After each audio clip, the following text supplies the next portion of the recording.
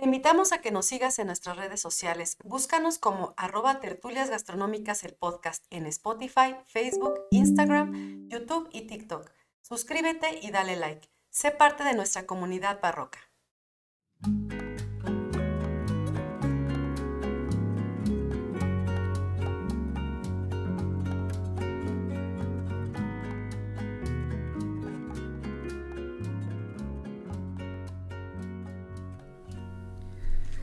Hola a todos, bienvenidos a Tertulias Gastronómicas, un podcast donde platicamos de gastronomía, su entorno, significado, rituales, evolución y uno que otro chisme. Yo soy Viridiana Pantoja. Y yo soy Ingrid Millán. Y juntas nos echaremos una tertulia gastronómica. Hola nuestros queridos barrocos, bienvenidos una semana más a este precioso programa. Muchísimas gracias por todo su apoyo. Les recordamos antes de aventarnos como gorda en tobogán que se suscriban a nuestras redes sociales. Estamos en todos lados como Tertulias Gastronómicas el podcast. Tenemos Facebook, Instagram, YouTube, TikTok. Tenemos contenido adicional en Patreon. Hay que suscribirse a ese. Y ahí tenemos pues muchas cosas muy interesantes, recetas de cocina, infografías, among other things. Y les pedimos de favor que se suscriban, que le pongan like, que nos ranqueen, que nos escuchen también en Spotify, que nos vean en YouTube, que nos regalen estrellitas. Yo sé que es un montón, pero a ustedes no les cuesta nada y a nosotros nos ayudan muchísimo en nuestros números. Y porque queremos seguir con este proyecto y gracias a su apoyo es que hemos podido continuar. Entonces queremos seguir más adelante, queremos nuestra plaquita de YouTube y también eso nos ayuda para seguir haciendo este contenido de investigación cuando tenemos que salir a otras partes. Pues la verdad es que sí nos ayuda mucho por el tema de la gasolina y otras cosas para poder traerles toda esta información que vamos a investigar de repente por ahí, ¿no? ¿Cómo estás, amiga? Ahora sí. Bien contenta. Y disculpen la tardanza, ¿no? Sí, por esta ocasión salimos un día más tarde. Yo fui la culpable. A mi amiga fue la culpable. No, pero la verdad es que es lo padre de estar en internet y de tener este tipo de contenido, pues es eso, ¿no? Que tengas la apertura de que por X o por Y, pues te tardas un día, pero lo subes el contenido, no pasa absolutamente nada. Les agradecemos a nuestra comunidad de barrocos que estén al pendientes, pero también eso, o sea, de que pues nos dan chance, ¿no? De que si no podemos sacar el viernes el episodio, pues sale un día después. Cuando hacemos los en vivos, acuérdense que el episodio sale siempre al día siguiente, porque pues, su servidora lo tiene que editar, bla, bla, bla. Que de hecho ahí el paréntesis es, recuerde que la siguiente semana nos toca en vivo. Sí, la siguiente semana. Sí, ¿verdad? La siguiente semana nos toca. De hecho, vamos a hacer 2 en vivos en esta ocasión. Vamos a repetir, o sea, no a repetir, sino el viernes de la siguiente semana toca en vivo y el siguiente viernes también es otro en vivo. De todas maneras, les vamos a estar avisando en nuestras redes sociales de qué se va a tratar y recuerden que los en vivos salen los viernes a las 8 de la noche. No es como el episodio normal que lo subimos a las 10. Y es por Facebook Live. Y es por Facebook Live, exactamente. Yo creo que también nos convendría migrar, a lo mejor hacemos uno en Facebook Live y tal vez el otro lo hacemos por YouTube o lo podemos hacer por TikTok también. Uh-huh. Pues ya vemos, a ver qué queda mejor. Bueno. Para también darle como promoción a las otras plataformas, no solamente a YouTube. Así es. Muy bien. ¿De qué vamos a hablar hoy, amiga? ¿De qué vamos a hablar hoy? Siempre les digo que es un tema bien interesante, ¿verdad? Pero ya está. Yo creo que es, aparte de que sí es muy interesante, pero es como una, está bien madre, ¿no? No, más bien es como, si estuviéramos dentro de una clase de gastronomía, es como una de las columnas vertebrales, ¿no? Es, si no la columna vertebral, porque es como el pilar de muchas recetas. Entonces, uh-huh. Y también en parte de historia es muy importante conocerlo y saberlo, entonces sí va a estar bueno el episodio de hoy. Así es, entonces, sí. Hoy vamos a hablar de salsas madre. ¡Madre! ¡Madres! Y no vamos a platicar de todas, porque no da tiempo, como hemos dicho, pero prometo que en otros programas iremos también, refiriendo algunas de las adicionales. Por supuesto, hoy les voy a dar como un cuadro general de cuáles son las que incluye y en qué se va derivando, pero la importancia cuando estudiamos, las personas que estudiamos gastronomía, de conocerlas es como dice Viri, ¿no? Las salsas es como la sangre de un organismo. Ajá. Es, anteceden a las salsas los fondos, y vemos otras cosas, ¿no? Pero las salsas es algo fundamental, especialmente para lo que es la cocina clásica francesa. Y de esas salsas se van derivando muchas otras preparaciones que también forman parte de esos clásicos y que hoy continúan, ¿no? Y que ha trascendido a otras cocinas, incluyendo la mexicana. Claro. Hablar, por ejemplo, de una crema de las que comemos así para sopa, pues, que lleva una lácteo. crema de zanahoria, una crema de cilantro, una crema de calabaza, las podemos hacer con una base. La base, exactamente, se va a platicar hoy, ¿no? Y viene justamente de una salsa madre. Entonces, desde que estamos en la escuela, nos enseñan estas bases que tienen que casi ir tatuadas, porque a partir de ahí empezamos si no las aprendes bien, hay problemas porque ya no puedes continuar, ¿no? En consecuencia no va a salir bien lo que viene. Entonces es tan básico como eso, ¿no? Y y en el tema de la cocina francesa, pues una de las aportaciones que da el mundo de la gastronomía es justamente esa estandarización y esa clasificación y ese orden que se les da, porque no todas son precisamente francesas, ¿no? Muchas traen influencias también de otras cocinas o nacieron en otras cocinas, pero los mismos franceses las fueron adoptando y las fueron incorporando otras técnicas e ingredientes que hicieron que tuvieran cierta personalidad y a partir de ahí se quedaron justamente como la base de muchas transformaciones, ¿no?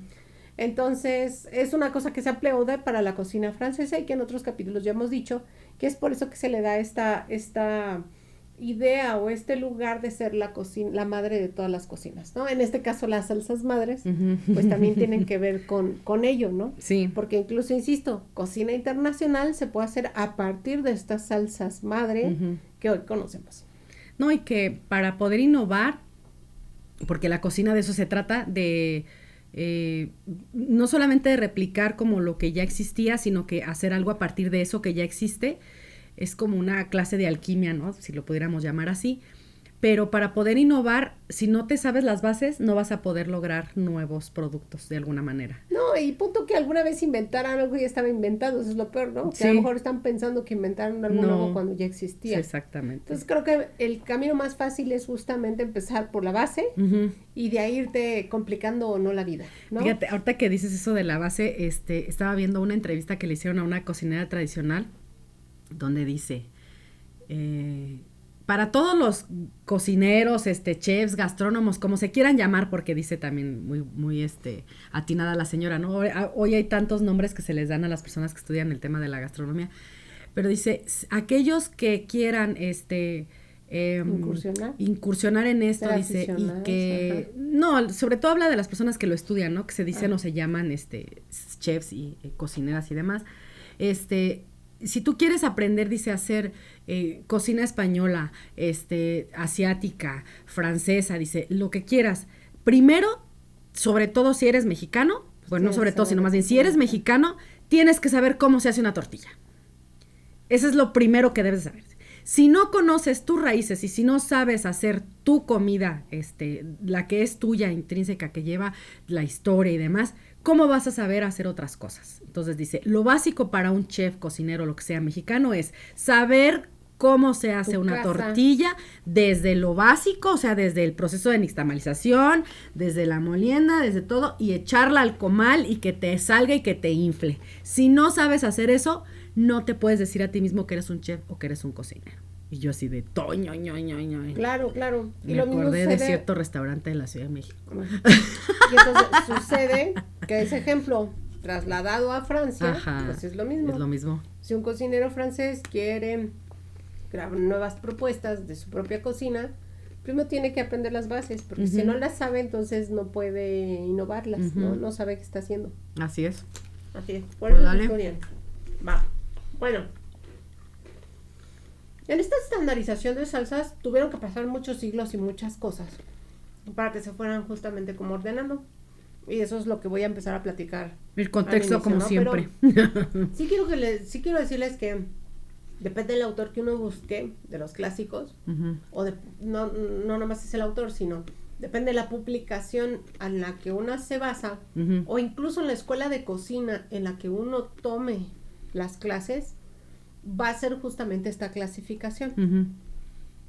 Yo estoy tomando como referencia 2 cosas, ¿no? Aunque a través de la historia voy a hablar de otras personas, otros personajes que son muy importantes en la cocina francesa, pero Escoffier, Auguste Escoffier, que algún día vamos a platicar también de él. Ya lo hemos mencionado, pero no hemos hecho episodio específicamente de él. Bueno, Auguste Escoffier, una de las cosas que él va a dejar como legado en la cocina francesa es estandarizar la cocina. Ya se había llevado antes, ¿no? Pero no solamente estandarizar y clasificar y ordenarla, sino también simplificarla. Porque antes de la cocina era muy pesada, ya hemos hablado de varios tramos en la historia de Francia, en donde yo les platicaba que todos los sabores estaban revueltos, todo en un solo tiempo, todo muy complejo, todo con cocciones muy prolongadas, ¿no? Con mucho fuego, muchos condimentos de especias, ¿no? Muy pesada, exactamente. Entonces, en esta cuestión de ir ordenando la cocina y cómo va evolucionando su cocina, pues va a haber cocineros que comienzan a cuadrar y decir, no, aquí tiene que haber un orden. Y pues usted vea cómo son los franceses, ¿no? Son súper ordenados en todo, metodológicos, así como que todos cuadrados, quieren hacer las cosas como se dice, ¿no? Como va. Así es la cocina. Entonces, Escoffier, por ejemplo, en una de sus publicaciones más famosas, que es Mi Cocina, él propone que existen salsas madre, que existen salsas complementarias y que existen salsas además adicionales, ¿no? Como derivadas. Incluso hace mención de salsas frías y calientes. Y salsas calientes o emulsionadas, ¿no? Que se van realizando con distintas técnicas. Incluso en sus referencias de salsas, dentro de las salsas madres, menciona una que hoy muchos otros lugares no consideran como salsa. Pero bueno, ahorita voy a iniciar con eso. Escoffier, por ejemplo, nos dice que las salsas madres son la bechamel, la de tomate, la española y la gelatina. Por eso les digo gelatina, así como que dices. ¿Qué diablos? ¿Cómo? Sí. Y la española también dices, ¿cómo? Pues sí, no es francesa. Pero, por ejemplo, revisando otras publicaciones ya más actuales, referentes de cocina que son importantes, muchas veces estas publicaciones incluso son como la base de la misma formación de una escuela, o sea, se casa. Como hoy tenemos estudio de inglés, cuando uno va y estudia inglés, te dicen, pues es el método Cambridge, por ejemplo, ¿no? Entonces, es lo mismo, o sea, aquí el método va dependiendo de la publicación o los maestros que toman como referencia. Y otra publicación de referencia es el On Cooking. El On Cooking es un libro importante en temas de gastronomía, también es uno de los libros de técnicas básicas que uno debe tener, independiente a otros que existen en el mercado como el manual de referencias, ¿no? O las técnicas del cordon bleu, o etcétera. O sea, hay muchos como con las cuales hacer referencia, pero yo solamente quise tomar 2, para no hacernos más bolas, ¿no? Y en esta de On Cooking nos propone como estas salsas madres a la bechamel, a la de tomate, que ya vamos igual, la española nuevamente, pero en esta incluye otras 2 nuevas, que es la velouté y la holandesa. Entonces, yo sé que le estoy hablando en chino, y en marciano, ¿no? No se preocupe, fíjate, voy a aterrizar.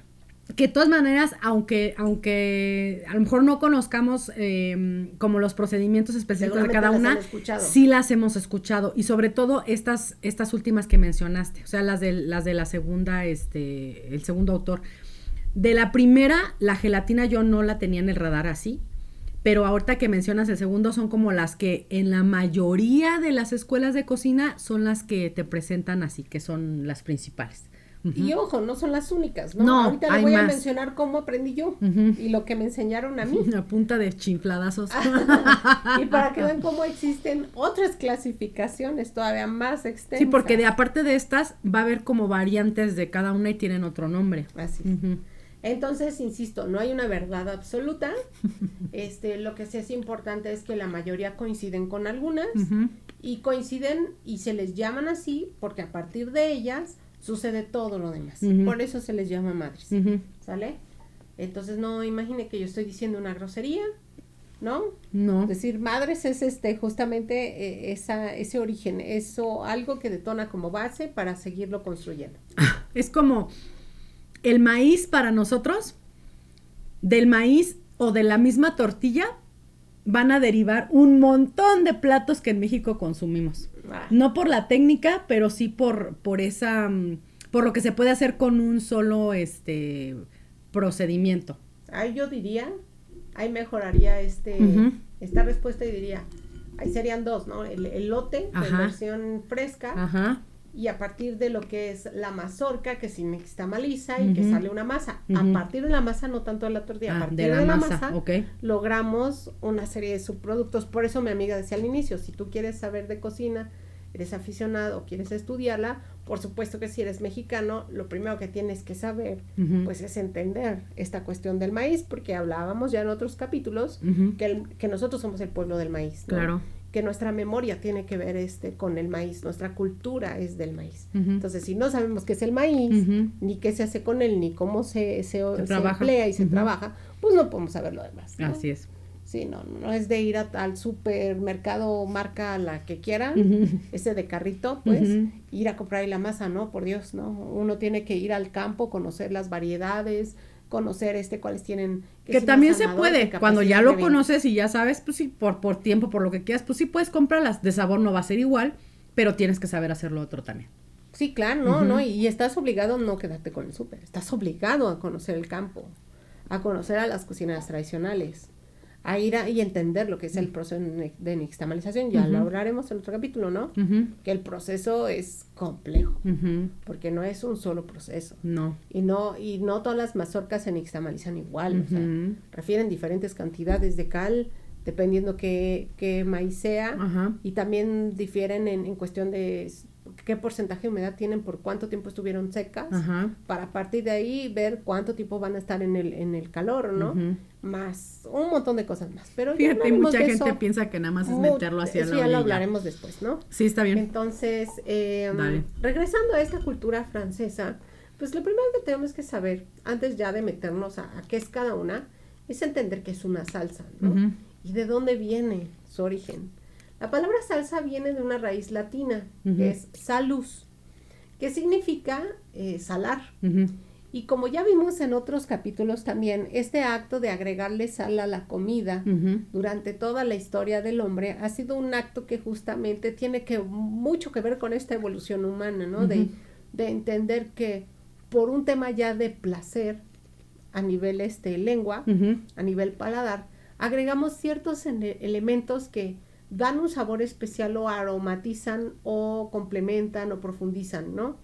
Y en el caso justamente de las salsas se les va a dar ese nombre porque son un complemento que va a dar muchas veces o va a ser parte del protagonismo de un plato que va a terminar justamente en esta cuestión de aromatizar o del sabor que va a dar, ¿no? Complejo. Entonces, antiguamente se utilizaba garum en ese imperio romano. Si usted no ha escuchado el episodio del Imperio Romano, le invitamos a que vaya, fue de los primeros que ese sí es solo escuchar porque no teníamos video en ese entonces. Ese sí solo escucharlo. Sí. Y en esa época, pues, el Imperio Romano, los romanos estaban acostumbrados a salar los alimentos mediante el garum y mediante lo que es la sal, básicamente, ¿no? En el caso ya también por aprendizaje de los griegos, ellos ya llevaban la salmuera y bueno, otras maneras, pero esa era la cuestión básica para agregar este aporte de ese sabor a la comida, ¿sale? Pero una vez que el imperio comienza a avanzar, ya casi al terminar el imperio, cuando justamente se va a dividir, ¿no? Y va a llegar la Edad Media, ya se sabe por referencias justamente documentadas que es cuando entran en acto de aparición las especias y los condimentos, de las cuales también lo invitamos a escuchar el episodio anterior de la semana pasada para que usted conozca las diferencias. Así es. ¿Sale? Y estos adicionados con aceite, vino y otros elementos fueron transformando los alimentos para hacerlos mucho más apetecibles, ¿no? Y más ricos en cuestión de sabor. Entonces, eso sucedió en el Imperio Romano. Para la Edad Media se hizo una mezcolanza, que era lo que dijimos, ¿no?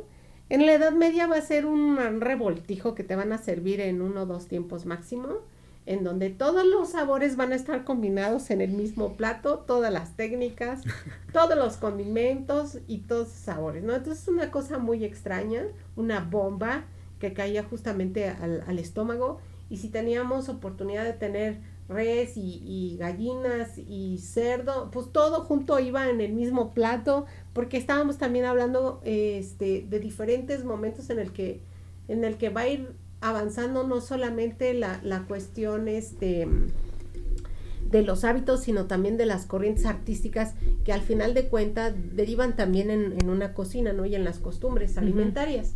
Entonces, para esta época, una de las cosas con las que se empieza a introducir con mucho más potencia dentro de los platos es la miel, las flores, los jugos de frutas, los jugos de uva verde llamado verjuice, pan para hacer más espesas estas preparaciones y que ayudaran justamente a ligar, y otros elementos. Entonces empiezan a jugar con ácido, amargo, como les digo, salado, dulce. Sí, era como la época en la que, pues, ahora échaselo a la cazuela. Sí, así. No, y esta imagen que tenemos de estas ollas grandotas que se colgaban así con un gancho en el fogón. Con una cadena. Sí, ajá, porque eran pesadísimas, ¿no? Y pues ahora le échale todo ahí y hay que hierva. Ándale, ¿no? Hay horas y ahí ya no lo comemos, ¿no?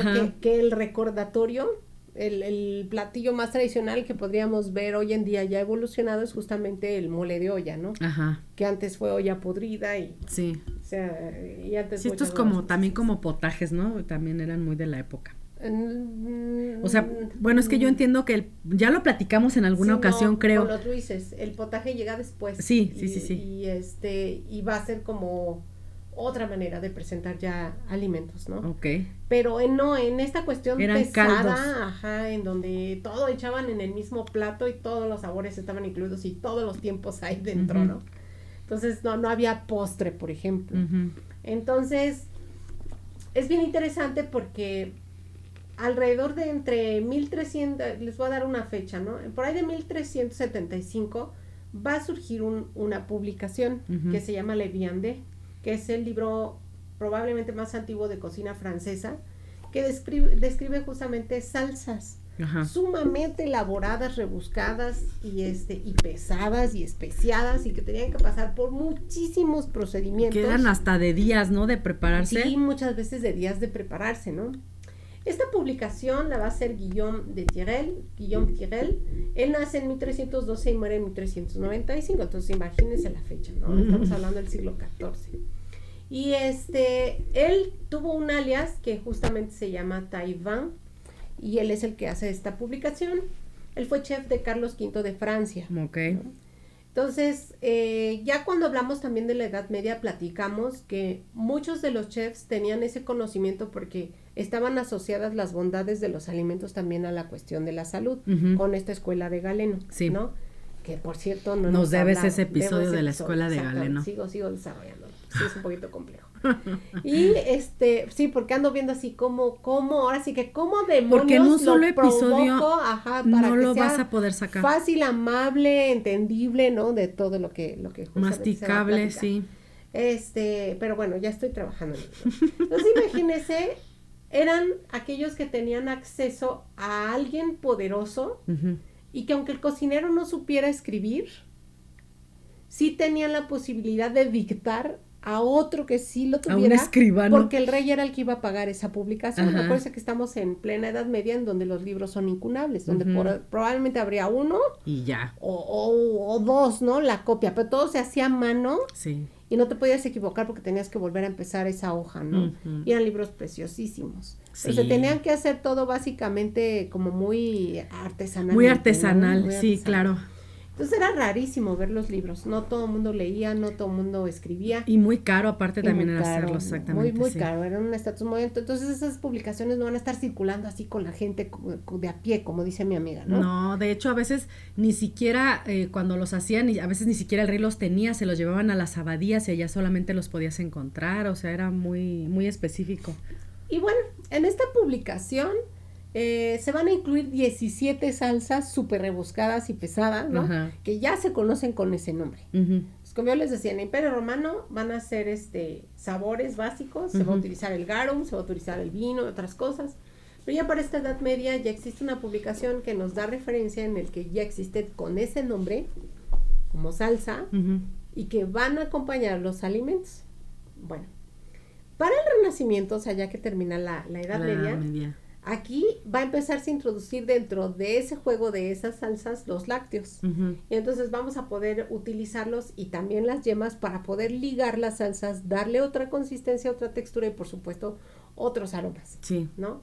Y ya en el siglo XVIII, el chef francés Duc de Lévis, de apellido Mirepoix, ¿no? Que es algo bien interesante, ¿sale? Fue pionero en integrar una mirepoix. De hecho, por eso se llama el corte que nosotros conocemos en cocina, para los que no sepan de los cocineros. Ajá. Cuando te dice el chef, necesitamos agregar una mirepoix o partir de una mirepoix, significa partir de manera tosca, no tiene que ser como muy precisa, pero sí en cortes pues más o menos regulares. No van a llegar al cliente, por eso no nos importa que sean tan finos. Ajá. Pero son una cama que aromatiza algo, ¿no? Y que va a brindar muchos aromas, lo va a hacer como más delicioso, más delicado. Y estos incluyen lo que es el apio, la cebolla o poro, o ambos, y la zanahoria, ¿sale? Apio, cebolla, zanahoria. Y bueno, esta va a ir evolucionando, porque esta mirepoix se puede presentar ya acompañada también de hierbas de olor en la forma de bouquet garni o no. Se le puede agregar ajo. ¿Qué es el bouquet garni, amiga?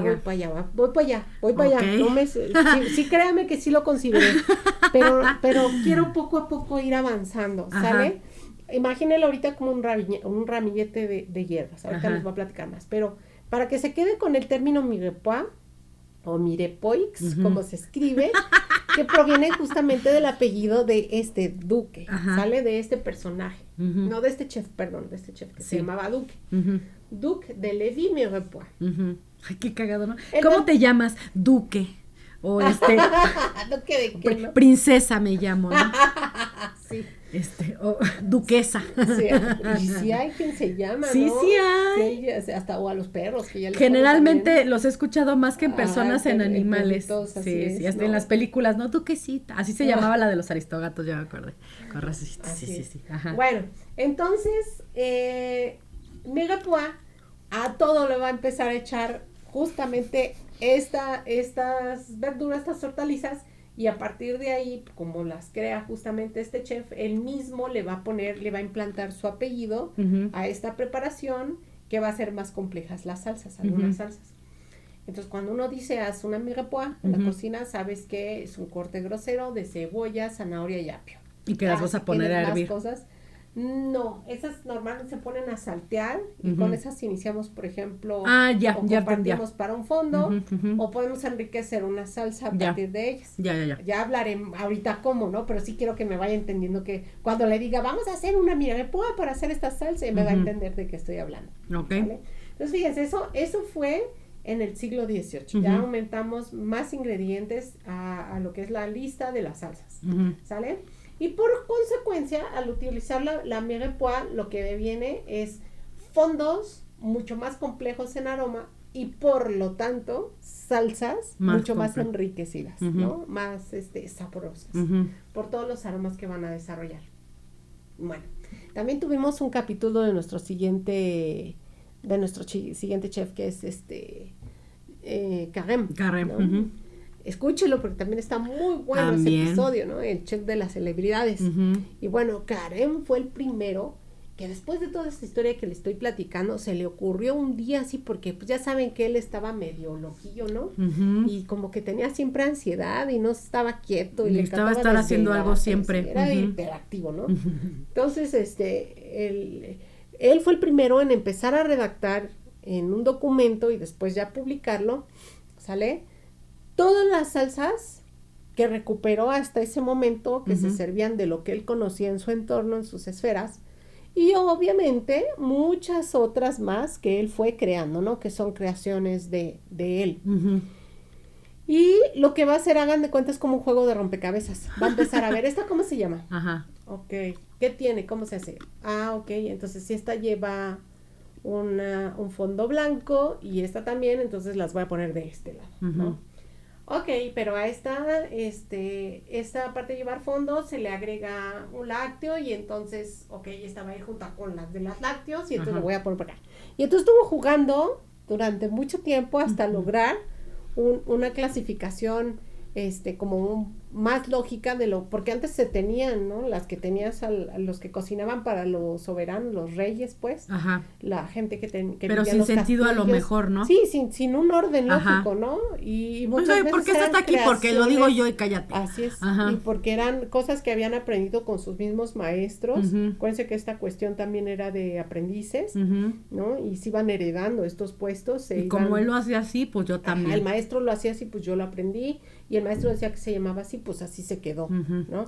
Y entonces lo que hace justamente Karem es, en todas las cocinas a donde estuvo llegando, fue aprendiendo distintas salsas, fue recuperándolas, fue platicando con muchas otras personas y fue haciendo lo que hoy se conoce como documentar algo, ¿no? Esa documentación desde fuentes primarias para poder enriquecerse de lo que existía en ese momento, por publicar. Entonces es otra de las cosas que se le aplaude justamente a Karem, ¿no? El tener esa, pues, ¿cómo decirle? Ese gusanito, ¿no? Ese toque de estar buscando. Esas ganas de facilitarse la vida, porque la verdad, yo creo que lo hizo como ¿no? Para dejar de tener este desmadre y como él era tan ordenado. Sí, tan cuadrado en ese aspecto, dijo, yo necesito tener también aquí esto, porque si no, entonces no se va a poder. Sí, ¿no? Y empezar a ver, esta sí, esta no, ¿por qué? O esta, ¿por qué se llama? Sí, es lo mismo aquí y allá y se llaman diferentes, ¿sabes? Porque son diferentes castillos. No, vamos a unificarlas y ahora se va a llamar así, ¿no? Sí, facilitarse la vida, eso se él llama así. Crea una clasificación y sale un libro con un montón de salsas. Lo que justamente va a hacer Auguste Escoffier, que es lo que yo les comentaba en un inicio, es toma esa publicación de Karem y lo que él va a sumar a esto que ya se tenía es simplificarlo. Es decir, no, esta está muy compleja, demasiado. Necesitamos 15 días para hacerla, no, vaya, ¿no? O a lo mejor decir, y si le recorto este proceso, pues que saldrá. A lo mejor es algo que no va a estar tan complejo con este color, pero que sigue estando bueno, pues vamos a recortarle el proceso. En vez de hacer 2 semanas, nos vamos a tardar un día, ¿no? O 2. Entonces, eso fue justamente lo que hizo Escoffier y hace de alguna manera más simplificado este proceso y por lo tanto, en atinado ya momento, esto es lo que se va a empezar a permear a la sociedad. Bueno, claro, porque es lo más fácil. Al ser más fácil y al entenderlo de manera más fácil, pues ya la gente común y corriente va a poder hacerlo, empezar a hacerlo, ¿no? A replicarlo. Esa es la gran aportación de Escoffier. Y no fue el único, o sea, a partir de él, muchos otros chefs en otras partes, incluso de otros países, empezaron justamente a hacerlo. Bueno, hasta aquí me voy a quedar en la cuestión de esa evolución de las salsas, porque sigue. Y, sí, no vamos a terminar, no vamos casi a la media, amiga. Ay, Dios, apúrate. Bueno, entonces, ya con esta introducción, el siguiente paso es entender la clasificación que existe de estas salsas para que usted más o menos me vaya entendiendo, ¿no? Hacia dónde vamos. Le voy a dar algunos ejemplos en lo que derivan. No son todos los ejemplos. No, hay muchísimos. No tiene idea de la cantidad. O sea, son uno de los primeros dolores de cabeza de una persona que estudia gastronomía que dice, creo que me equivoqué de profesión. ¿Verdad? No, así que dices, ¿qué? Tengo que aprenderme todo esto y saber qué llevan. Pues sí, tiene su complejidad también estudiar gastronomía, aunque no lo crea, ¿no? También hay matemáticas, aunque no lo crea. Y bastantes. Y muy importantes. Bueno, entonces, ya tomando en cuenta que no existe una sola clasificación, sino varias, depende el autor y depende la publicación, yo lo que hice fue seguir justamente como la manera general y también compartirles lo que yo aprendí en la escuela. Yo aprendí de escuela francesa y mis chefs de técnicas fueron franceses, incluso hablaban así, ¿no? Así de... y eso se hablaba en español porque la mayoría ni lo hablaban. ¿no? Se entendían, entonces sí fue como muy de la mano de un francés de obras clásicas. Bueno, entonces en la escuela nos enseñaron que las salsas se podían dividir por salsas oscuras, salsas claras, salsas rojas Y salsas emulsionadas. Emocionadas. ¡Uy! También, así, ¿no? Y de hecho, sí, amiga, necesitas mucha emoción. Esta salsa está muy triste. No te quedó. Échale aire. ¿Sale? Bueno. Ajá. Emulsionadas. Así es. Entonces, y Como la todavía dentro de la mayonesa. clasificación de las emulsionadas, de hecho, la mayonesa está considerada como una salsa madre, ¿no? Tiene su propia historia. No la voy a tocar hoy. No. Pero bueno. Entonces, sí, porque es mucho, van a ver. Ajá. Entonces, voy a hablar de las primeras. Las salsas obscuras, su salsa madre, porque se llama en plural salsas obscuras, porque al final encontramos muchísimo. Pero de donde todas partimos, parten de un origen. Y ese origen se llama salsa española. ¿Sale? Voy a platicarles incluso cómo se hacen así de manera general. Sí, con las... Te iba a decir así. Necesita usted una canción de cumbia De flamenco. de cumbia, no sé. De flamenco, No, así. de flamenco. Con la guitarra. Cuando la está haciendo, ¿no? porque si no, no le va a El salir. guitarrista, amigo, Ay, ay. Sí. La Si salsa no, española. no le va a salir la salsa española. Es correcto. Y su nombre le está indicando ya de dónde Por justamente supuesto. proviene, ¿no? O por dónde pudo haberse colado Ajá. dentro de estas clasificaciones o dentro de estas salsas Ajá. hoy clásicas francesas. Ujú. Bueno, dentro de la salsa española, o sea, cuando usted trabaja la salsa española, yo sé que le sigo hablando en chino porque no sabe qué demonios es eso, voy para allá. Ajá. Pero antes de que usted sepa qué es una salsa española, me gustaría decirle que de la salsa española nosotros podemos sacar una infinidad de salsas, de verdad infinidad, y se pueden crear nuevas, ¿no? Con nuevos nombres. Pero bueno, dentro de las más clásicas tenemos el siguiente paso, que es la demi-glace, que seguramente usted la ha escuchado. Muchas veces la llaman el gravy, ¿sale? En otras culturas. Tenemos así la bordalesa, la bretona, la bourguignon, ya hablamos de la bourguignon, de champiñones, la chasseur, la chateaubriand, creo que esa ya la hablamos también en otro programa, la diabla, la duchesse, etcétera, etcétera, etcétera. ¿Sí? Y todos con cara así de...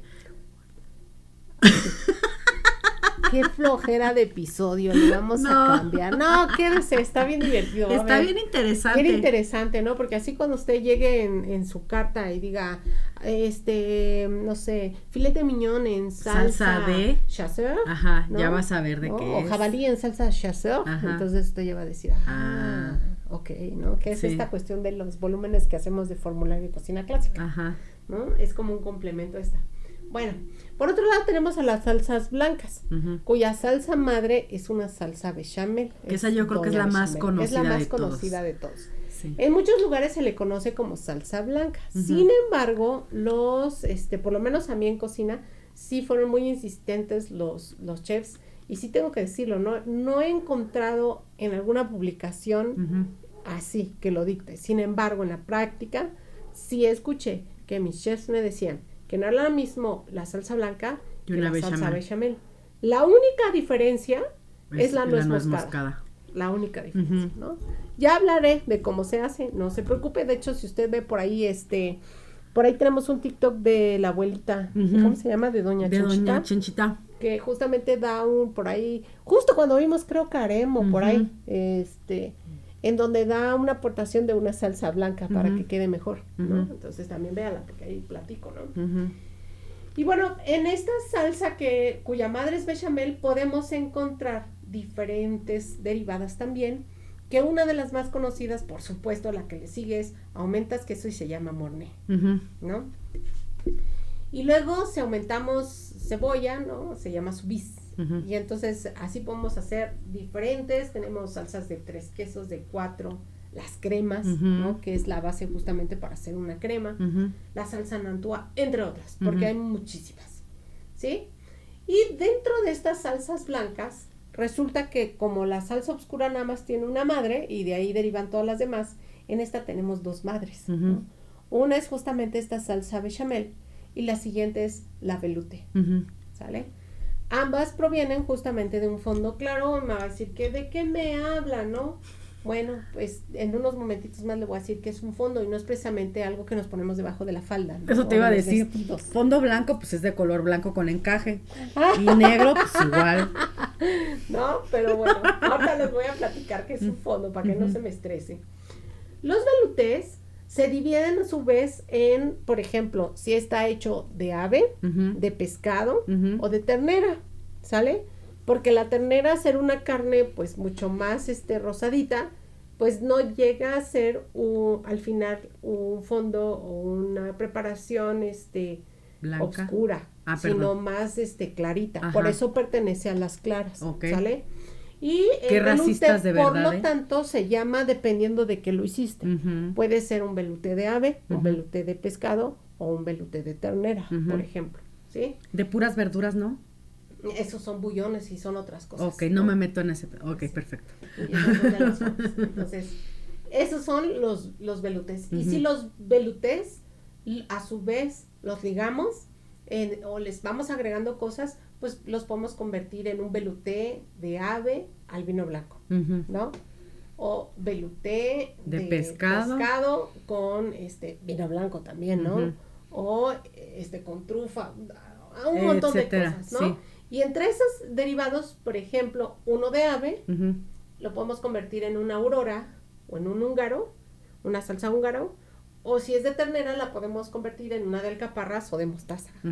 O si es de pescado, en una normanda o americana, ¿no? Y me va a decir, pues sigo igual, no se preocupe, ya hablaremos de ella, para que no se estrese. Bien, la tercera clasificación, que son las salsas rojas, provienen de una sola madre, ¿no? Y si esto ya suena así de qué onda parece con este programa de la red de prostitución. No, parece que estás más bien hablando como de si son legítimas o no. Ándale, así. Ajá. Entonces, una salsa huérfana. La salsa roja madre es la salsa de tomate. Ya le estoy diciendo, ¿no? Por ahí también es algo que usted no va a creer cuando yo llegue a ella, ¿no? Y es algo así de... Pero ya llega, ya voy para allá, voy para allá. Bueno, la salsa de tomate deriva en una salsa, por ejemplo, boloñesa, en una salsa napolitana, en una arrabbiata, en una siciliana. Y que de ahí nos vamos a otro país diferente. A otro país, ¿no? Ya nos está hablando de Italia, usted sabe.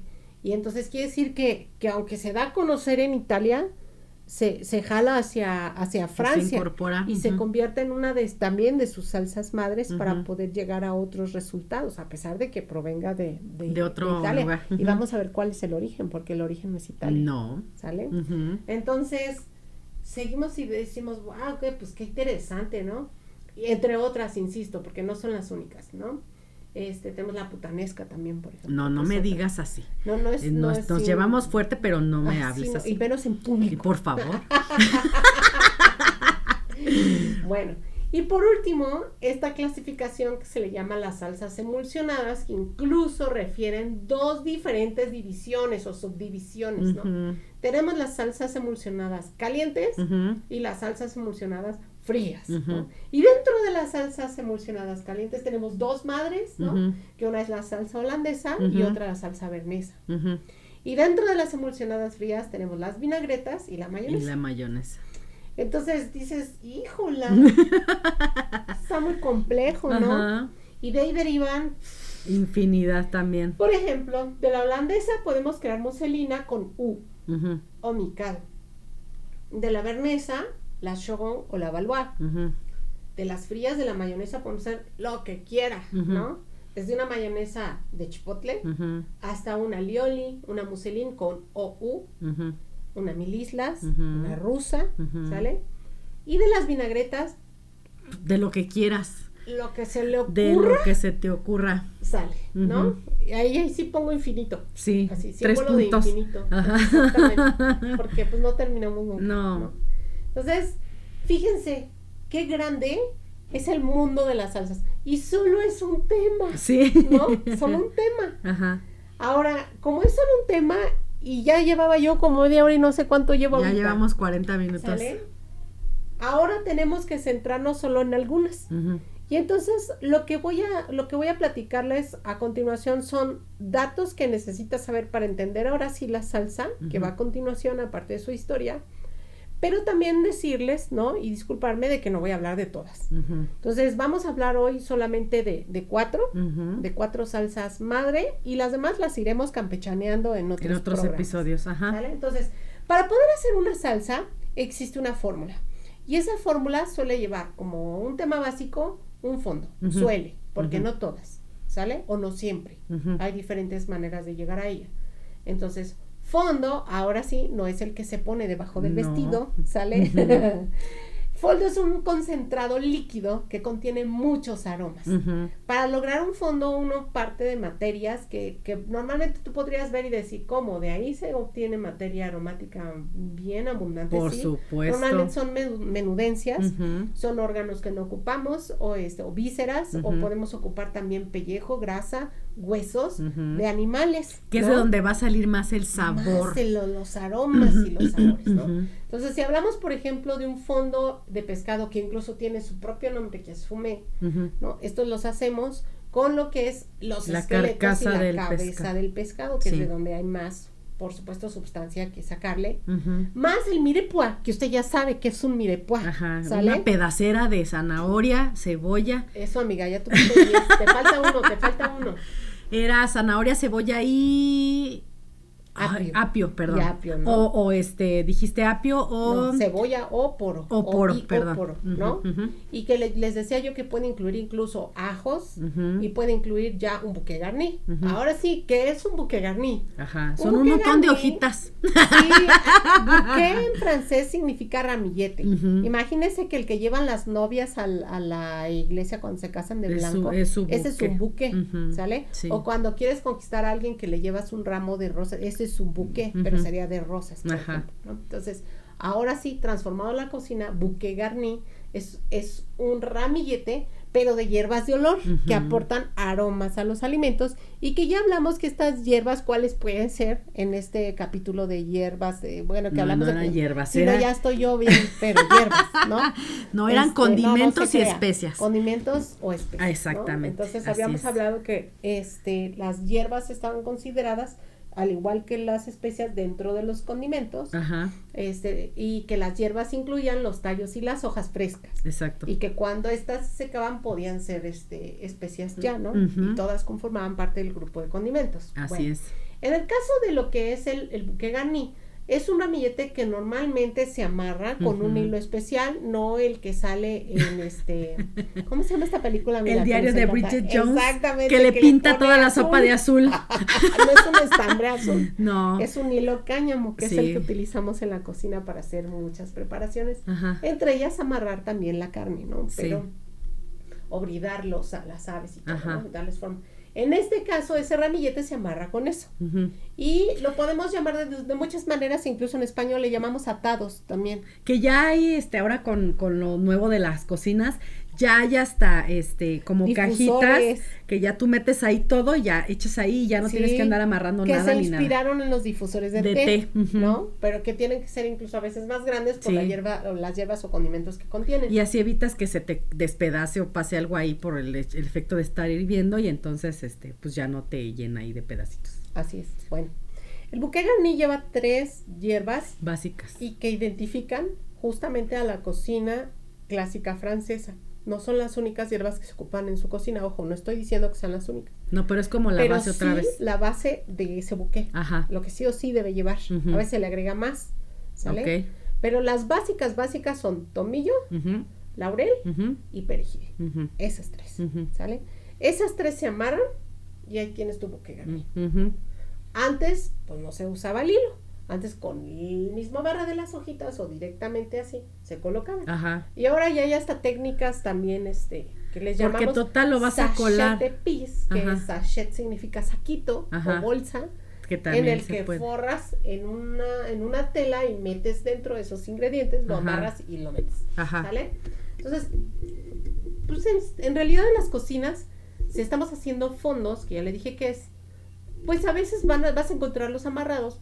Y muchas otras veces no, o sea, van así directo y ya después se cuela la preparación. Ahí depende de tú como... De la escuela y del chef. De quién dirige. exactamente, ahí es porque como él es el que va a mandar. ¿Cuál es la metodología a utilizarse? Si usted viaja a Francia y va a estas cuestiones clásicas, pues lo que va a encontrar son amarres, ¿no? Y no amarres de brujería, no, ojo. No es agua de calzón, no. Es diferente. Es bouquet garni, ¿sale? Bueno, otra cosa que utilizan para aromatizar algunos fondos y preparaciones es, por ejemplo, algo que se le llama la unión piqué, ¿no? ¿Qué significa? Y esa unión es cebolla y piqué es picada, ¿no? En este caso, esa cebolla se va a picar con clavos. En realidad, se los traduje textualmente, pero en realidad debería ser cebolla claveteada, ¿no? Y ahí se le colocan algunos clavitos de olor y así se coloca dentro de la preparación para que eso aromatice y dé más sustancia, ¿no? De más aromas. Y algo también que debes saber para esta confección de salsas, pues es el roux, ¿sale? O lo que llamamos rubio en español, porque eso significa. Y roux tiene diferentes niveles dependiendo la salsa a la que yo quiero llegar. Va a ser desde la roux clara, ¿no? A la roux dorada y la roux dorada oscura que tiene tono, ya toques tostados, que esas normalmente van directamente ligadas a los fondos oscuros para que sigan sumando al color y al sabor como caramelizado que dan al final, con toques más amargos también en la preparación. Entonces, el rubio o el roux se hace con la misma medida de mantequilla y harina, se hace en caliente, desde frío, o sea, yo pongo, por ejemplo, una olla en donde yo voy a trabajar y coloco ahí mi porción igual de mantequilla por harina, y pues no les voy a dar un dato de cuánto, porque depende cuánto vas a hacer, la cantidad que necesitas ocupar. Lo que sí es importante es que en la fórmula la misma cantidad que ocupes de mantequilla debe ser de harina. ¿Sale? Entonces, si yo ocupo 50 gramos de harina, tendrían que ser 50 de mantequilla. Y la operación inicia siempre desde la mantequilla, que se pone a fundir directamente en esa cazuela, o en ese caso, o coludo, lo que esté ocupando, budinera.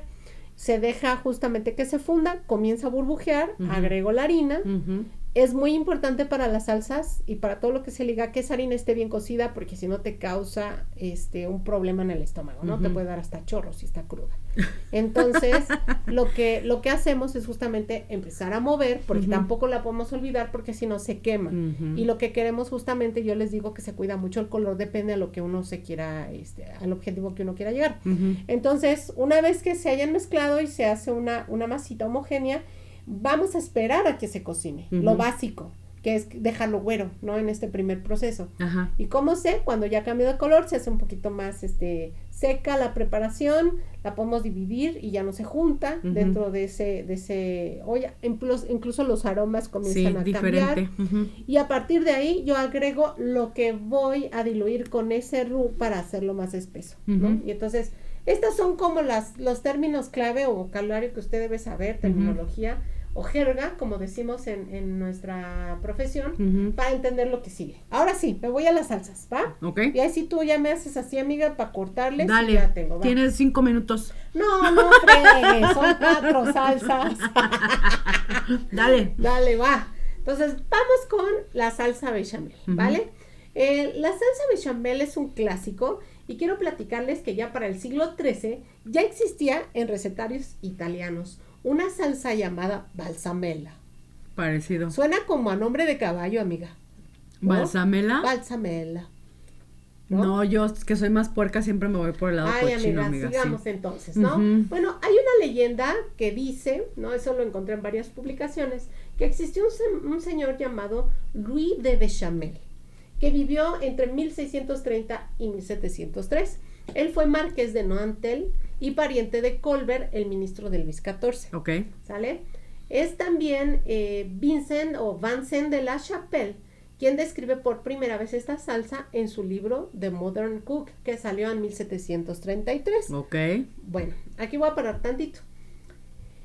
Recuerden que cuando hablamos de los reyes y en alguna otra ocasión estuve platicándoles que en esa época la moda era que en el castillo donde se inventara esa nueva preparación se le ponía el nombre, podía tomar justamente el nombre del castillo o del patrón, del apellido del patrón, esa preparación, que también muchas veces se hacían obras a los anfitriones o a la gente que llegaba a ese palacio o castillo, lo siento, y que eran personajes importantes y a los cuales uno de los regalos que se les hacía, se les creaba un era, alimento, crearles una preparación y le ponían ese llamarles nombre. ¿Sale? Entonces, por eso existe o por eso se entiende que pudiera existir esta salsa bechamel derivada de ese sitio, ¿no? Y de ese señor, de ese justamente ministro. Apellido, sí. Entonces, ahora, esa es como la leyenda de cómo surge, ¿no? O a partir de quién surge, a quién se le da justamente, por quién se le da ese nombre. Ajá. Pero lo que sí es importante es que ya como documentada, ya existe en esta publicación de The Modern Cook, que es uno también de las referencias que hay que estudiar en cocina clásica francesa, por un también personaje muy importante, un chef muy importante, que es Vincent de la Chapelle, ¿no? Que va a tener otras aportaciones y que también hablaremos alguna vez de él, ¿no? De él y de otros. Algo también que se me hizo muy interesante es que su primera publicación de este libro se hace en inglés, no aparece en francés. Fíjate, a pesar de ser tan nacionalistas y tener tantos piques con los ingleses. Sí, ¿no? caray. En inglés. Y tiempo en después guerra ya se la pasaron se con ellos edita en francés. Qué chistoso. Pero es un referente, ¿no? Y ahí ya aparece y les estamos hablando de 1733. O sea, hasta el siglo XVIII va a nacer la salsa bechamel, así que no lo engañen si usted piensa que esa salsa bechamel era de la prehistoria. No es cierto. No, tampoco. Acuérdense que en de la prehistoria, sí.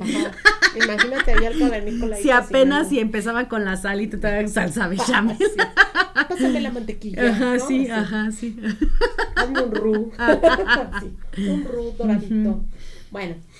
Otra versión que es un poco más antigua proviene de Cuisine Françoise de François Pierre de la Varenne. Él nace en 1615 y se muere en 1678, entonces estamos hablando de un siglo antes, donde se menciona también, al igual que el roux, hace su acto de aparición en esta publicación, y primero subraya la importancia de reducir las salsas para concentrar mejor los sabores. Y utilizar fondos como parte de la confección de las mismas, así como el utilizar el bouquet garni. O sea, esta publicación nos deja 3 cosas bien importantes en términos de documentación. El roux que aparece por primera vez, ¿no? El bouquet garni, y nos está hablando que los fondos son súper importantes para lograr la realización de excelentes salsas. Bueno, esta salsa es considerada por Auguste Escoffier como la reina de las salsas, porque dice que de todas, esta es la más fácil de hacer. Sí. La que tiene los ingredientes más terrestres. Para los más fáciles de encontrar, normales, que ¿no? Lo entiendas, sí. Así es, que era la manera más fácil de llegar al objetivo final. Y que también era una salsa muy versátil. O sea, que con ella podías jugar de distintas maneras para llegar a distintas respuestas. Y combina con casi todos los ingredientes. Muy bien, ¿no? Entonces, para él por eso estaba posicionada por arriba de todas las demás. No quiere decir que fuera la más importante. Ni la única. Pero era la más versátil, la más económica, la más todo, ¿no? Sí. Bueno, la salsa bechamel se comienza ya. Ahora sí le voy a platicar cómo se hace una salsa bechamel, ¿no? En estas partes que decíamos iguales de mantequilla, con la harina que dejamos que se cocinara, a partir de ese momento se agrega leche. Como base es leche entera, nada de que si de coco, que si deslactosada. No, eso ya es actual y no tiene nada que ver, ¿no? Entonces leche entera de vaca se agrega, se deja espesar. Se le pone sal, se agrega pimienta blanca molida para continuar esos colores, que sea rubia, y hasta aquí se llama salsa blanca, ¿sale? Y lo que decían mis maestros, hasta aquí es blanca. Le ponen ahora agreguémosle nuez moscada, ya no es salsa blanca, ¿no? Ahora es salsa bechamel. Ya se casó y agarra el apellido del marido, ¿no? Así es. Entonces, ahora sí, ya tenemos una salsa bechamel, y a partir de esta salsa bechamel podemos hacer las demás creaciones que yo les comenté. Que si agrego cebolla, que si agrego vino, que si agrego quesos, que si agrego otras cosas, que si lo lico con cilantro, que si con zanahoria. Entonces ya estaré formando otras cosas, otras platillos, otras presentaciones, otras salsas que se llamarán de distinta manera. Pero esa es la historia de la salsa blanca. ¿Vale? Bechamel dirás. Sí, de la bechamel, perdóneme. No le quites el apellido.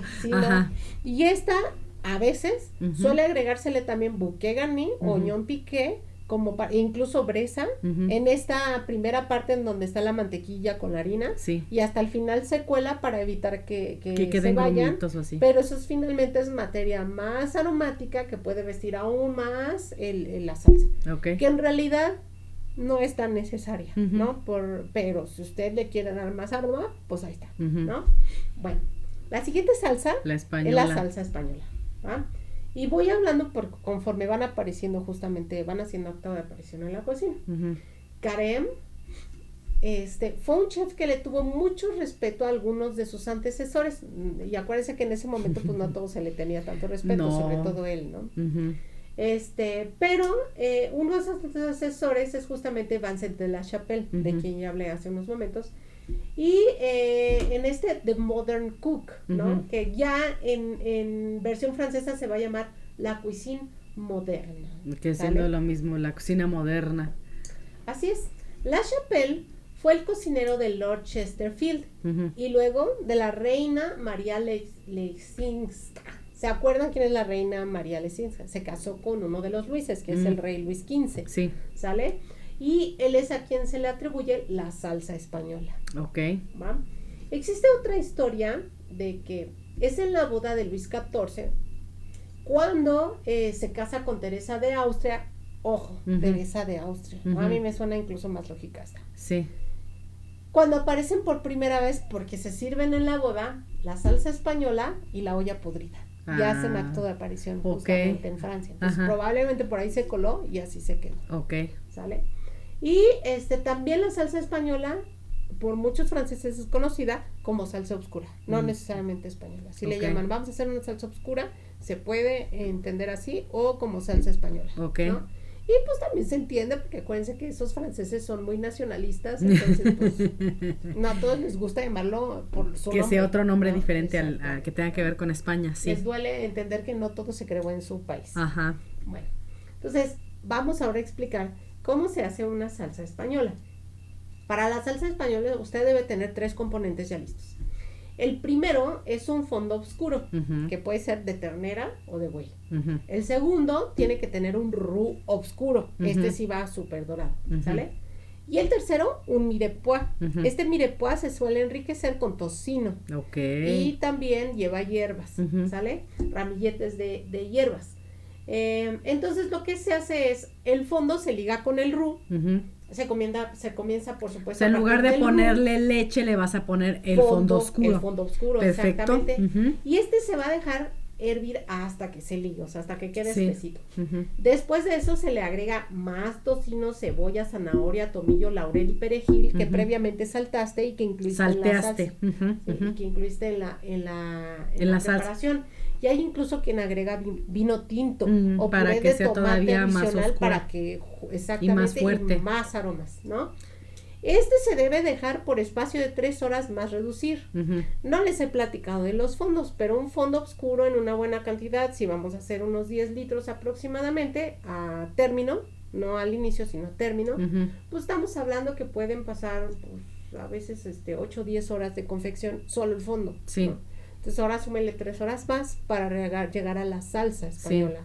Sí, entonces estamos hablando que es una salsa sumamente concentrada Ujú. de aromas, incluso llega a ser hasta gelatinosa Sí. de cómo se concentra, ¿sí? Por eso Auguste Escoffier a la gelatina la menciona como salsa, porque esa se va a ocupar también para a partir de ahí enriquecer a otras salsas, Ujú. hacerlas como más aromáticas, ¿no? Y más sustanciosas. Ujú.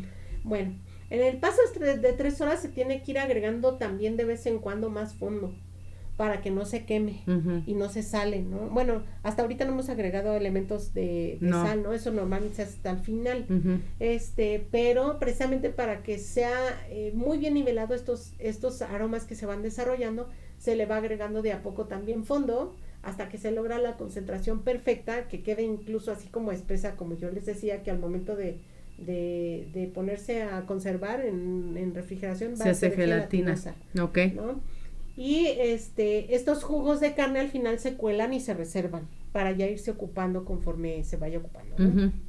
Y ya está la salsa confeccionada. Ok. Bueno, la siguiente es la de salsa de tomate. tomate, Ujú. ¿sale? Y bueno, ahí les va. Esta me encanta, ¿no? Me encanta porque por ahí se va a colar nuestro país. Claro, ¿no? por supuesto. Entonces, la salsa de tomate aparece en varias publicaciones en Italia, por supuesto. ¿Quién puede imaginar hoy una pasta sin una salsa de tomate? Una pizza margherita, Ujú. napolitana o la que se le antoje, sin esa salsa Porque de lleva tomate. esa base, Ya habíamos sí. hablado en las delicias italianas Ujú. justamente de esta aportación, ¿no? Ujú. De la pizza. Hablamos en ella. Si no la ha escuchado, lo invitamos a que También. también muy buen Póngale capítulo. pausa y vaya y busque el episodio de las delicias italianas. La primera vez que aparece publicada es en 1692, en uno de los primeros libros de cocina que se llamó Los Calco a la Moderna, ¿sale? De Antonio Latini. Latini, que se va a publicar en Nápoles. Y bueno, en esta publicación se menciona que la salsa de tomate al estilo español, ¿vale? Llevaba jitomate, chile, cebolla, sal, aceite y vinagre. Y se menciona también que este método vendría directamente usado de los aztecas, de cómo ellos cocinaban justamente los jitomates. Exactamente esa salsa, ¿no? Que llevaba, obviamente ya no teníamos ni aceite ni vinagre, ni cebolla. Pero cocinábamos, por supuesto, el jitomate con el chile, lo mezclábamos, por supuesto, ¿sale? Entonces ellos toman esa base, le agregan más elementos aromáticos que son europeos y ahí crean justamente la salsa, ¿no? Y en un segundo momento se quita el chile porque pues también para ellos va a ser así de... No lo aguantan, ¿no? Si su salsa de tomates regularmente es más dulzona. De hecho, es como ácida y dulce, equilibrada, ¿no? Entonces, vean qué bonito, ¿no? Pero finalmente en esta publicación, qué bueno que se menciona. Que le dan el... Porque lo dicen así, el registro, aztecas, sí, ¿no? Son aztecas, ¿no? En la base es azteca. Entonces, finalmente, pues, es México, ¿no? Y, según refiere The Cambridge World History of Food, posteriormente se quita el chile, precisamente por no ser tan aceptado, por ser picante en Europa. Bueno, posteriormente aparece otra publicación llamada Il Cuoco Piemontese Perfezionato a Parigi. No, amigas, te voy a regalar. Léelo como en italiano. Il Cuoco Piemontese Perfezionato a Parigi. Mira, soy hasta romántico, así de... Ay. Y así de, ¿y la copa de vino? Es que como siempre, el italiano siempre es como más romántico, bonito, ¿no? También, a mí se me hace muy elegante también el francés, ¿no? El franchute. También el español es muy bonito. Muy bonito. Tiene unas palabras ahí muy, muy interesantes. Así es. Bueno, entonces, esta publicación aparece a finales del siglo XVIII, para ser precisos les doy la fecha, 1766. ¿Vale? Ya en lo que termina el siglo, se dice que era súper popular con la pasta. Ya estaba casado con la pasta. Era difícil encontrar una pasta sin tomate. Que no la llevara. De hecho, 1837, nada más para que ubique, ¿sale? En Nápoles aparece un libro, una publicación que se llama Cucina Teórico-Práctica, de Hipólito Cavalcanti. Qué bonito nombre. ¿Sale? Hipólito. Que fue duque de Buonvicino. Y entonces ella nos está dejando saber que la pasta ya se combina con la salsa de tomate. Y aparte, hubo un músico que también ya hablamos de él, ¿no? En esta cuestión de las delicias italianas, que fue Giacomo Rossini. Giacomo Rossini, como era músico y cantaba en todos lados de Europa, ¿no?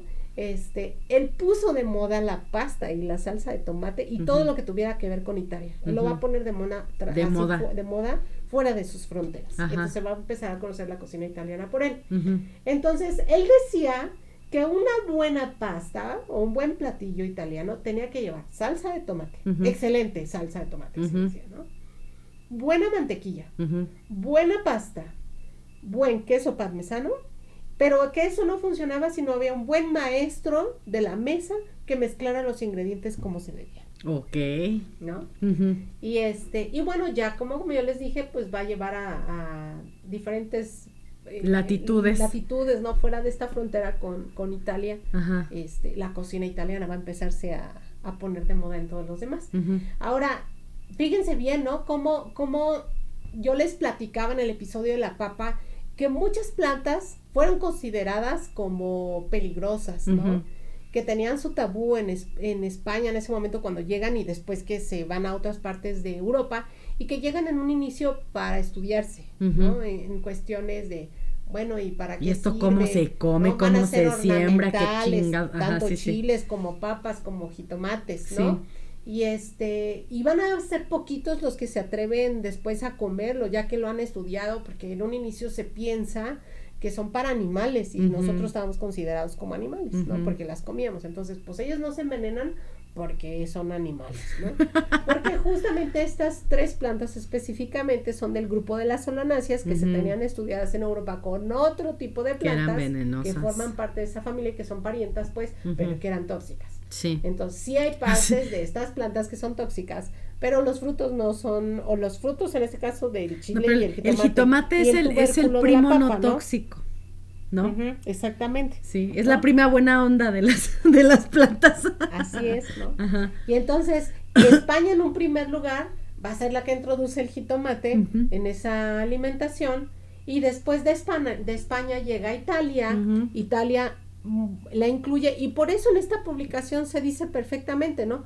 La salsa de tomate en Italia se va a hacer a la usanza española, que a su vez aprendieron de los aztecas mexicanos. O sea, muy bien como el hilito, ¿no? De cómo fue justamente llegando. Pues así llegó, claro. Y bueno, esto nos los comparte José Manuel Mojica en Historia de la Cocina. Ok. Bueno, la salsa de tomate se realiza salteando. Esta es una de mis favoritas. Sí, porque es de verdad la más fácil de hacer, ¿no?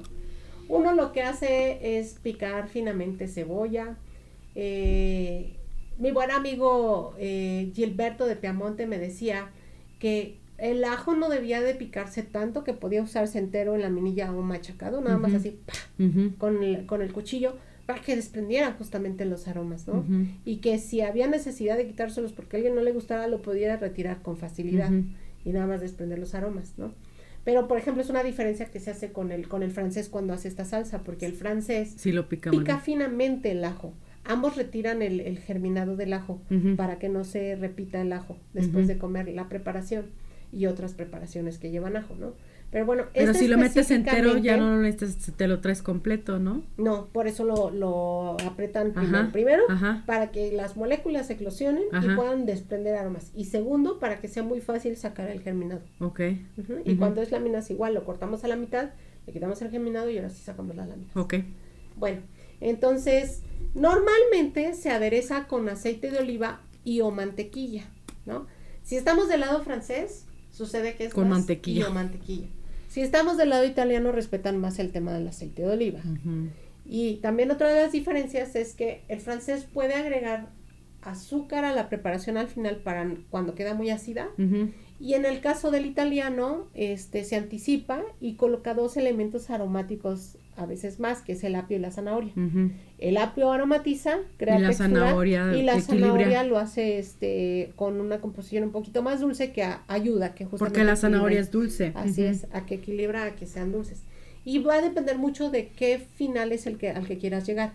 Porque si es, por ejemplo, una salsa de tomate que se va a convertir, o esta salsa pomodoro que se va a convertir para una pizza, pues va licuado. Entonces, como no lo vas a ver, no importa. Lo puedes agregar el apio, la zanahoria, y todo va a quedar licuado y va a quedar emparejado y pues nadie se enteró, ¿no? Pues la base suele ser lo que le dije: cebolla, ajo, jitomate, aceite de oliva. Okay. Se le pone normalmente como bouquet garni o como hierbas de olor el tomillo, por supuesto, el laurel, que son las básicas, pero ya si usted pasa el lado, sobre todo italiano, o baja lo que es el mediterráneo, incluyendo el francés, vamos a ver que aparecen otras hierbas, ¿no? Entre ellas, por ejemplo, está el orégano, la albahaca, y el romero, ¿no? Como también ingredientes fundamentales, como especias o hierbas aromáticas, porque pueden ser en versión fresca o seca. Pero casi siempre en Mediterráneo van a ser frescas, para aromatizar es otra cosa esta salsa, ¿no? Y es una salsa deliciosa porque va con todo. No hay así un platillo que diga, no, con esto no. No. Y incluso entre estas salsas madres se pueden combinar y crear nuevas salsas secundarias a partir de las mismas mezclas de ellas, ¿no? Y en 30 minutos o menos, usted ya tiene su salsa. O sea, el chiste es estarla salteando hasta que todos los ingredientes se comen. Y queda mucho mejor que las enlatadas, la verdad. Hacer pasta fresca con salsa de tomate fresco, así bien hecho, es una cosa, no, o sea, no tiene Yo creo que para el Patreon hacemos una, con una pastita. Sí, así, fresca, ¿para qué? Porque es bien fácil hacerla. La de tomate, la convierto en arrabiata y hacemos una porque sí, pasta. La pasta fresca, es que no es difícil de hacer, es bien fácil de hacer. El tema nada más es la maquinita, ¿no? Si la tienes. pero, o sea, de verdad es que es súper fácil de hacer. No, la pasta tiene... fresca la voy a hacer en otra. Pero lo que sí voy a hacer es ya el platillo. O sea, teniendo la pasta seca, mostramos la salsa. Ajá. Y para cuando hablemos de la pasta, okay, entonces ya hacemos la pasta fresca. Va. Ok. Bueno, por último, voy a tomar la salsa velouté. Aquí me voy a ir directo al procedimiento, porque en realidad no encontré mucha información acerca de la salsa velouté. Nació de la tierra como margaritas. 2 elementos solamente. Fondo de ave y roux claro. Ya es todo. O sea, teniendo un fondo claro que yo ligo, ya entonces está. ya no es una salsa clara. O un fondo de ave, por ejemplo. Es un velouté de ave. Okay. Si yo agarro el fumé y lo ligo, entonces se llama velouté de pescado. Velouté de pescado. Okay. ¿no? Y lo mismo, si yo agarro fondo de ternera y lo ligo, entonces lo que obtengo es un velouté de ternera. Ok. Súper fácil, ¿no? Sí. Y si a ese le voy agregando más cosas, pues ya se va convirtiendo en otras cosas, ¿sí? El velouté sí es importante, pues declarar que también forma parte de un grupo de salsas como bien interesantes, porque, pues, bueno, no, es que serían todas, ¿no? A partir de lo que le vamos agregando, se van haciendo bien complejas, pero son muy básicas, o sea, ya teniendo los demás elementos, creo que lo más tardado es el fondo, ¿no? Teniendo el fondo, todo lo demás sucede muy rápido, no es tan difícil. Y los fondos incluso que son los más tardados, uno los puede congelar. Sí. Para irlos sacando hasta de a cubitos, así, hacer cubitos y nada más irlos deshaciendo en el sartén y ya irlos ligando, ¿no? Con lo que se vaya a ligar para ya producir una salsa. Sí, aquellos que, bueno, yo que le estoy tratando de entrar a esa parte y a la gente a la que le gusta hacer las cosas from scratch, o sea, desde el inicio todo, sí es aventarte todo un día en la cocina, pero hasta para hacer tu propio concentrado, por ejemplo, de fondo de pollo de ave, que vendría a ser como el sustituto del cuadrito que compramos luego en el súper para darle sabor, ¿no? A algún caldo así. Tú lo puedes hacer en tu casa, o sea, sí te vas a tardar un rato, pero lo puedes congelar, así como dice mi amiga, puede ser en cuadritos o puede ser en vasitos de estos de yogur de a cuartito también, y te rinden un montón. O porque... en pets. Sí, también. Si ustedes ocupan un PET de un agua o de un refresco, lávelo muy bien por dentro. Y en ese. Y nada más quita la etiqueta y usted le pone la etiqueta y fecha y van al congelador. Exacto. Y así los vamos sacando y los vamos ocupando. Y como son tan concentrados, dan muchísimo sabor a las preparaciones que vamos haciendo. Yo congelo siempre también. Sí. Y aparte, ya los tengo disponibles para lo que haga. Sabes lo que te estás comiendo porque tú lo hiciste. Y la verdad es que es mucho más sano hacer esas cosas así, más fresco todo. Así es. Por último, me gustaría compartirles porque seguramente por ahí quedó alguna duda, ¿no? ¿Qué diferencia habrá entre un consomé y un fondo? Porque a lo mejor ahorita en estas alturas puede decir, entonces es básicamente un consomé. Yo le diría no. El término correcto es fondo, no les llamamos consomés porque el consomé es el producto final que llega al plato, ¿no? El que te presentan. Y ese ya trae sazón, o sea, ya lleva sal y ya lleva equilibrio en los demás sabores que ya hablamos, ¿no? Entonces, al tú agregarle incluso guarniciones y otras cosas al servirlo, se convierte ya en un consomé. Entonces, la base de un consomé sería un fondo de inicio, que también hay diferentes y que hablaremos en otra ocasión. Pero por si quedaba esa duda, justamente, ¿por qué no los llamó consomés? Pues porque no lo es. Pensando porque no lo es. Y tal vez lo más a lo mejor que va a encontrar como sinónimo en español sería caldo, ¿no? Pero ojo, no están sazonados, ¿sale? O sea, hablando de los sabores, del grupo de los 5 sabores, ¿sí? Estamos hablando de aromas y muy aromatizados, porque por todos los ingredientes que llevan, pero de tema de equilibrio en sal, acidez, eso se termina después y se le agregan. Es que otra vez es como platicábamos igual de lo del chai, ¿no? Del té y demás. O sea, las cosas tienen un nombre por algo y el hecho de no... Lo entiendo por no conocimiento, ¿no? Pero cuando ya lo sabes, hay que llamarle las cosas por su nombre también para, pues, replicar y entender que hay procesos en la cocina que tenemos, que los que nos gusta hacerlo, digo, porque habrá personas, pues, que no lo hagan, ¿no? O sea, que lleguen a la preparación de otra forma, pero creo que es importante para poder, pues, aumentar como conocimiento que ya nosotros tenemos, que si vas a empezar a hacer cosas en la cocina y demás, sepas cómo se llaman las cosas, y también por si estás leyendo hasta una receta, ¿no? Porque eso también es importante. Hay recetas que pues vienen muy sencillas, pero hay otras que son más complicadas, que más traen técnicas. cierta metodología que es más Depende del técnica, libro que compre. y claro. entonces así vas a poder entender qué rayos te está pidiendo la receta que tienes que hacer porque para si llegar. usted compra, por ejemplo, un recetario profesional, Ajá. uno de estos como los que le estoy diciendo, ¿no?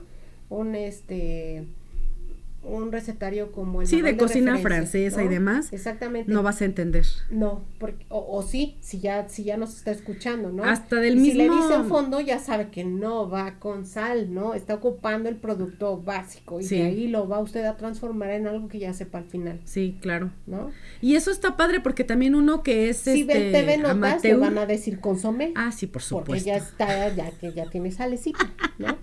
No, pero, o sea, es hasta para uno, ¿no? Que de amateur, pues vas evolucionando también y vas a Claro. ir aprendiendo a hacer cositas.